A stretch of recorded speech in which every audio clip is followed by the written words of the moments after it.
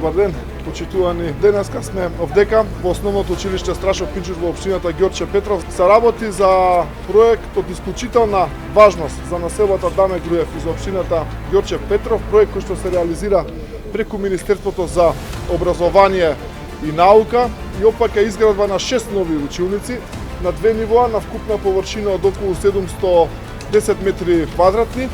Со ова и уште 2 други училишта кои исто така интензивно ќе се градат овој период, цела општина Ѓорче Петров ќе премине во едносменска настава, што представува голем успех и за владата и за општината, а најважно се огромен бенефит за учениците, родителите и наставниците. Како што кажав, овој тип на инвестиции се многу значени за квалитетот на образованието на нашата иднина, тоа се децата.